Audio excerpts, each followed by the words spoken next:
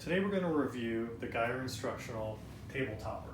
It's called an FLL-Sized table topper, and it's made out of 4mm corrugated plastic, which is actually very strong and I think very durable. It's held together with a very strong sort of Velcro to kind of get the corners. It folds down to a small size, weighs only 8 pounds, and is highly portable. We're going to check to see whether it's a really great solution for being able to move around a table, but is the table itself good enough for FLL or First Lego League competition? So today we're going to run a robot run from the City Shaper.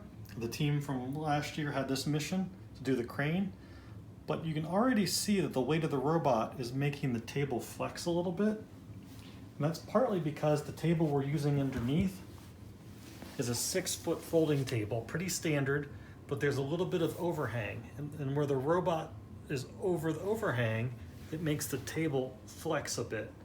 Now that may not be a huge problem, but we're going to test out to see how much of an effect it might have. We'll run the crane mission.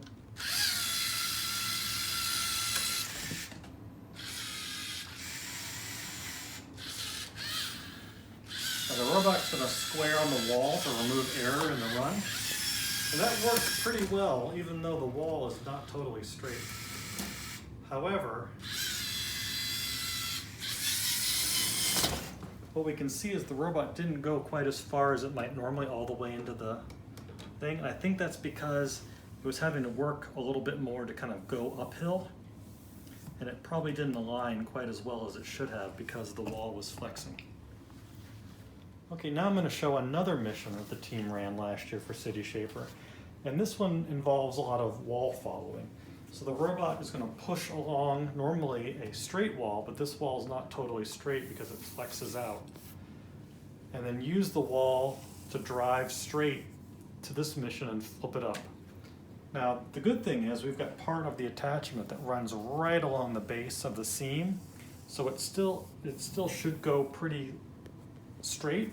However, there's wheels here that would normally run along the wall of a regular Lego League table that they're not even touching here. So let's see how it does.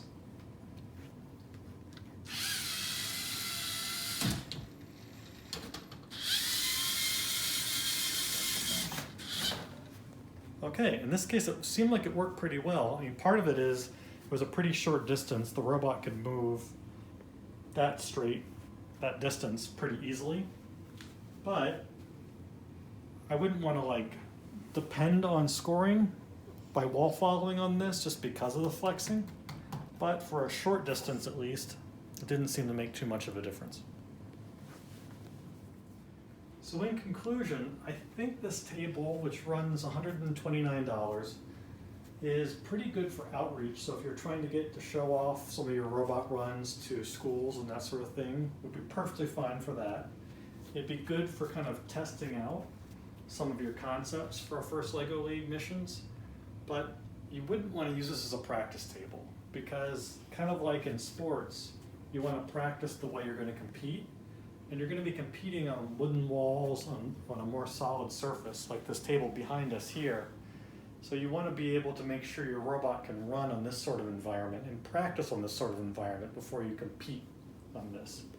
So all in all, I think the Geyer Instructional table is a good product, but it has some limitations and probably is not going to be a replacement for a main practice table for First Lego League. As a final part of the video, I want to show you what the table looks like, just kind of breaking it down and how quick it is. So we've cleared off the mat. We're going to undo the Velcro in the 4 corners.